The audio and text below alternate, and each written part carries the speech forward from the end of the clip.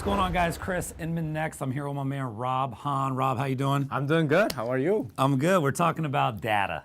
Oh, and for me personally, I mean, it's just one of those things. Like, where'd you go to school, Rob? I went to Yale. You went to Yale? Yes, I did. So I went to Florida State. You have a better football team. What can I tell you?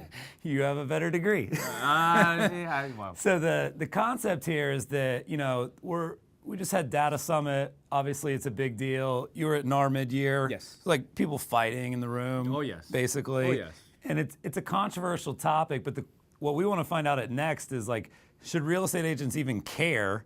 And is it a situation where they might not even understand it, even if they did all the homework? So what are your thoughts on that? Okay, the answer to your first question, should they care? The answer is yes. They should absolutely care. The second question, whether they'll understand it, I'm not entirely sure about, because a lot of the issues that are coming up have to do with legal issues, technology issues. Copyright. A lot of copyright, a lot of things that have to do with... What if somebody steals your data? How do you get it back? But that one's easy, right? I mean, when agents and brokers get really energized about this, is, you know, they put a listing out there, and it shows up on some website, and their name's not there, and it's just some random, agent. Yes. That's what exercises them. What we talked about at Data Summit, there are some of the more fundamental issues that's going on. So yes, they should care. Is this something that they should spend a lot of time thinking about? I'm not convinced that they should. Well, I agree, and here's why. Like, I think of it like with politics, right? Sure. Like, you know, it doesn't really matter who I vote for, in the sense that when I wake up the next morning, it doesn't change anything for me personally. Right. So I think of an agent, like, I just picture agents like going, you know what, everybody's talking about this data, Rob and Chris and Inman and everybody, I'm gonna learn all about it. And I picture them spending 4 hours studying all these things. And then when they wake up the next morning, does it really help them?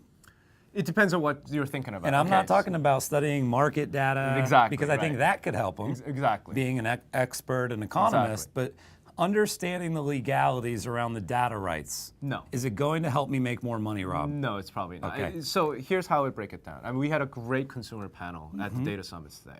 The best one. I thought it was amazing. Yeah. But one thing that really came out that I thought was amazing was one of the consumer panelists said, I want to know what the agent knows.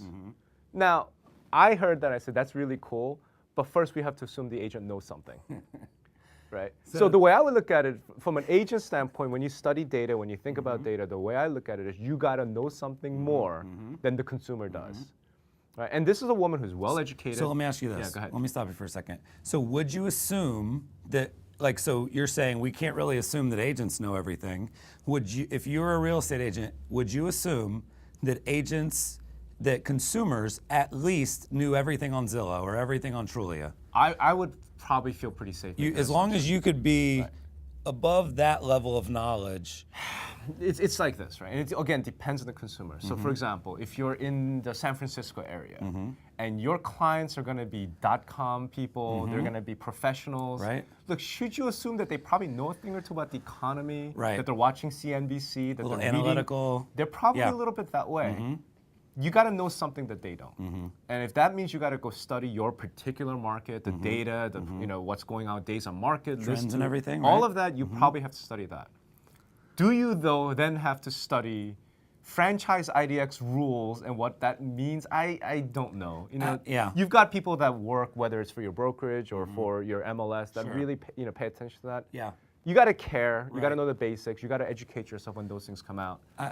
I agree. That would be my answer. I agree. And I think it's a good answer. Yeah. And I think it's one of those things, guys, where, you know, it's one of those buzzworthy things. Like, of course, with technology, there's always like that shiny object that everybody spends time on, the QR code or the Scoville or the Empire Avenue. Whatever it is. Yeah, I almost sometimes feel like this is just the, you know, buzzword of the week. And I think a lot of times we do a disservice to real estate agents because we turn it into this huge issue. Right. And then they, of course, want to know more about it. But what we're saying is maybe, you know, understand the data in your market, understand how to be an expert, but maybe don't understand every word of the Constitution.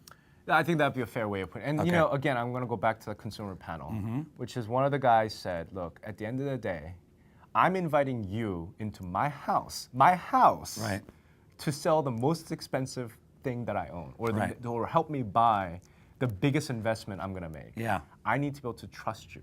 Yeah. If you think trust just arises because we're Facebook friends, you're dead wrong. Right. Trust is going to rise not only because we're Facebook friends, but because you know something that I don't. So data can build trust. Absolutely. Cool. without question. Thanks, Rob. You're welcome. Chris Smith, Inman next.